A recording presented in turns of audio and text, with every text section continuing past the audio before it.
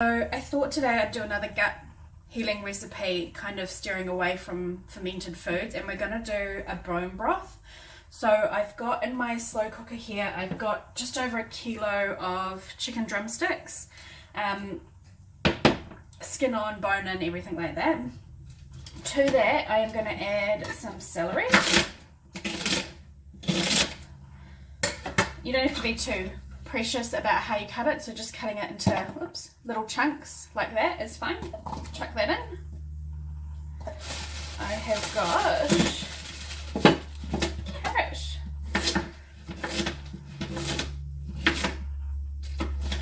And this is quite a big carrot, so I think I'll just use one. I don't have any brown onions, I've only got a red one, so I am just going to roughly chop that up.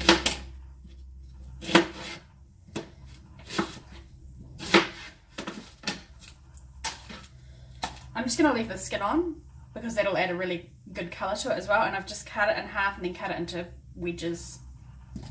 Chuck that in.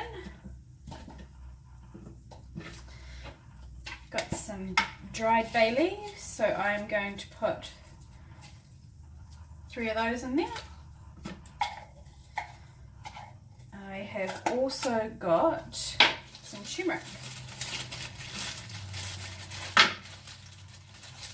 So my turmeric is frozen, so what I'm going to do is I'm going to use microplaner and grate it in. And the reason I'm putting turmeric in is because, as you would have seen all over Facebook and everything like that, it's a really good anti-inflammatory, so having it in something like a bone broth is really good. But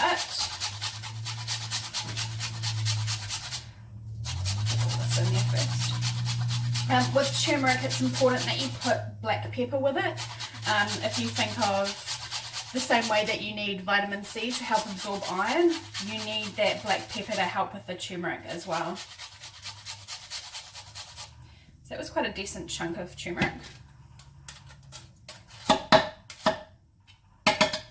So to that I'm going to put in some black pepper.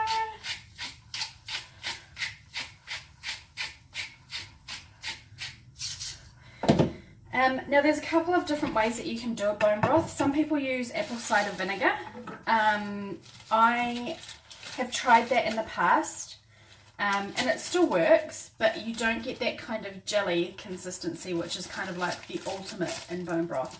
The only time I've ever got that is with lemon. So what I'm going to do is just roughly slice it.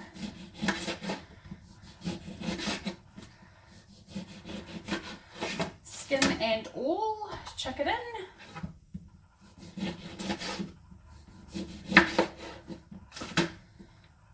Everything apart from the stickers. I can't imagine that would taste too nice. Okay, so I've just chucked in 2 lemons.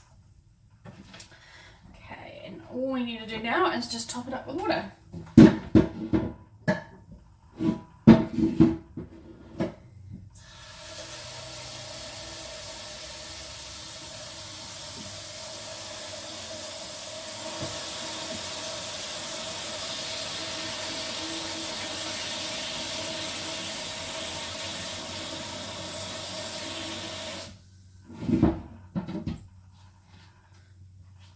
So I filled it like right up to the brim. You can see. And so then what I'm going to do is I'm going to put that on high, and I'm going to leave it all day. So it's about 8:30 now. I probably will check on it again at about 2 o'clock before I go to school pickup, and then I probably won't turn it off until about 5:30, 6 o'clock. The longer you leave it, the more nutrients and stuff come out of the bones and helps with the gelling. But yeah, I'm going to leave it until about 5:30, and then all the meat will have fallen off the bone, and I can use that to make something for dinner. So it's really good to make homemade pies or to mix through pasta. Really good to make a really impromptu stew, that kind of thing. So yeah. Leave it for as long as you can. Sometimes people will leave it overnight as well. And if you're going to when you strain off the liquid, make sure you put it in a wide mouth jar, because if it does gel, it'll make it easier to get it out. I put it in a narrow necked bottle last time, and when it gelled, I couldn't get it out without heating up the entire batch, and that's kind of not what you want. You want to be able to take out a little bit each day and have it each day. But yeah, fingers crossed it works. If you have any questions, post them in the comments below. Bye!